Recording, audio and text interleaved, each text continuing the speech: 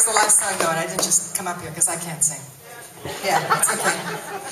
Wow, do you like the album so far?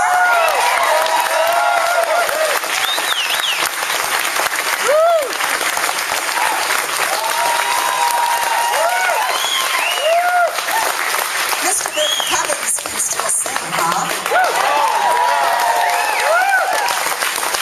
Can't do much else. Oh, I bet that's not true. You don't even want to go there. No, we're not going to go there. So the new album, Above the Ground, we heard all the songs so far this evening have been from that album. Yes. Maybe I should stand over here so we can at least see each other. What do you think? Yeah. Okay, we're cool. And 19 songs? 19 altogether, and first time ever in all these years where it actually says all songs by Burton Cummings. Only took about 32 albums to be able to say that. No, I'm very proud of that. So how come this time? No co-writers. Well, we got down there to California. We had cut about 10 or 11 of these songs, and they were all mine to begin with, and I had a whole bunch more, and I said, you know, I don't just want to finish now. I've got this other half a dozen songs or so, and let's see if we can get them all recorded before you guys have to go back to Canada. And we just ended up with 19 songs. I still have a few more. Actually, we're going to start a new album probably in February or March. But I asked our engineer, Joe Vanelli, who's the older brother of Gino Vanelli, and it's his studio. Blue Moon Studios is his studio, and he's a major engineer there. He's kind of my co-producer, associate producer, but his name isn't as big as mine on the cover. And I asked him, you know, when you're going to press the CD, how many minutes can we get? He said maximum about 76 on one disc. We came in at about 74 minutes and 30 seconds. So it's just everything we could cram onto one single disc, and that's why it ended up being that way. So you're going to absolutely love every single cut on this brand new CD. The stuff that you were playing tonight, you were rocking, man. You were so good. We were at the CNE tonight. We were up at the CNE. Seriously. So cool. So cool. So you recorded most of this album in Los Angeles? We did some of it here at Phantom Finger out in, that's either Brampton or Mississauga. It's one of those industrial areas where there's a lot of 18-wheelers rolling through. Phantom Finger Studios, my friend Mike's studio, and we did the rehearsals there a year ago this month. Prepared the stuff there, then went down and recorded most of it. There were some specific tracks that I wanted to come up here and do. There was the strange, rather odd guitars in Ponderlust are from Phantom Finger, and I did some singing. We did a little bit of it up here, but the bulk of it was done in California. You have a house in LA? House in LA, house in and Victoria, and Winnipeg, yeah. And your house in LA you've had for? Since 1976. Wow. I've seen a lot of changes in America in that 32 years, an awful lot. Do you have dual citizenship? No, and I'm thinking maybe one day I'll apply for that, but there's no hurry. I've been a green card holder for 30 years plus. I just see my manager all the time when we go back and forth so much between Canada and the States, and I see him, well, if we're going into Canada, he pulls out his Canadian passport, and then if we're going into the States, he pulls out his American one, you know, and it's just so much easier. It's just really a technicality. I live the same life that an American would, with one tiny exception, is that I can't vote. But if I could, I would be right in there tomorrow voting for Barack. Absolutely. Your first time in Los Angeles, 1969, is probably one of the coolest stories ever. Do you want to share it with us for a minute? Oh my God, that was astounding. We went down to LA in 1969 to do American Bandstand with Dick Clark. We were there to perform Laughing, I think, because Laughing was the new release we had, and then after we had done that lip sync, he was going to present us the gold record with For These Eyes. So we got there the day before the taping of the show, and I had never set foot on California soil in my life, ever, before that night.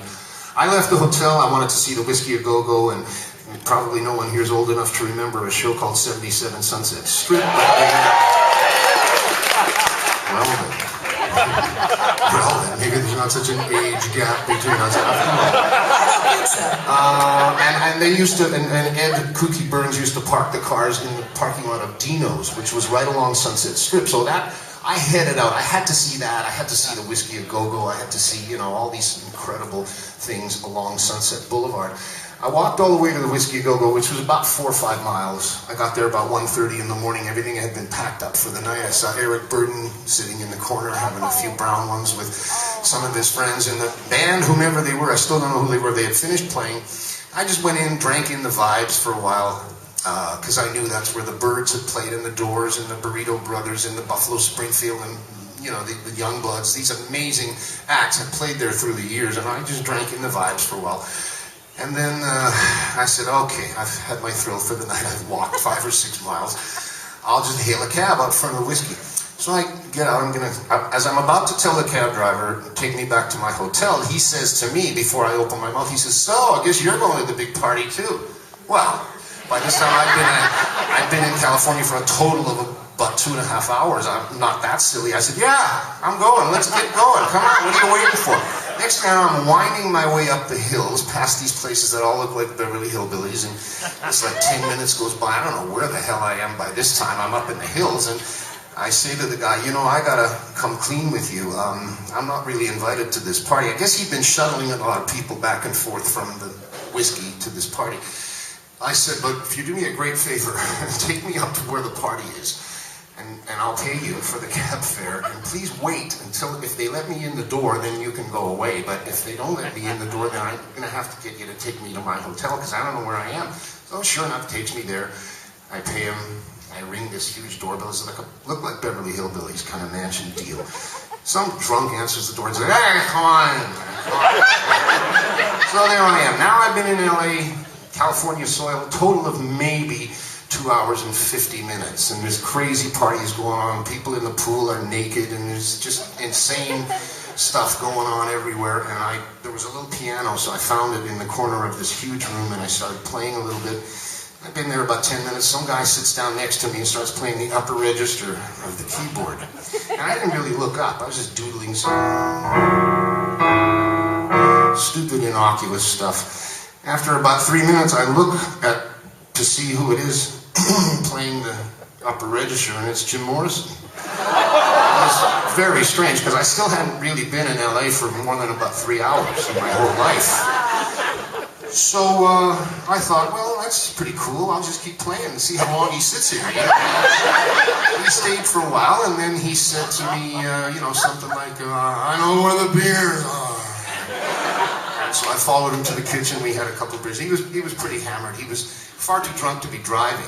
So it came time for him to leave, and he had these 2 girlfriends with him, and he was going to drive. And I said, look, man, give me the keys. I'll drive you wherever you got to be, and then you can dump me off, and I'll make my way back to my hotel.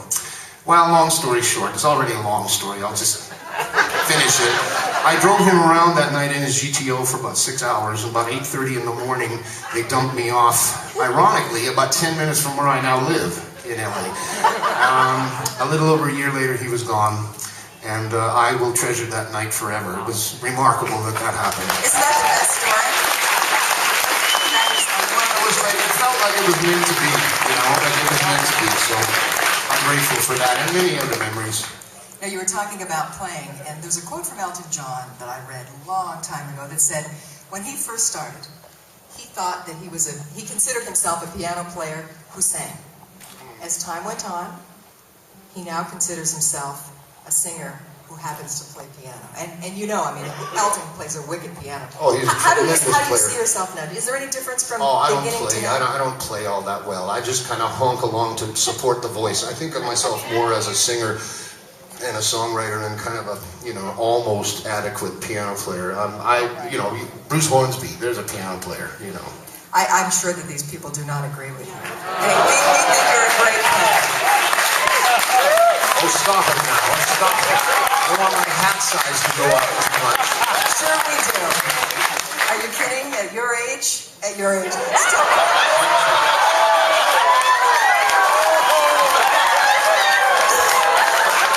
is what I meant.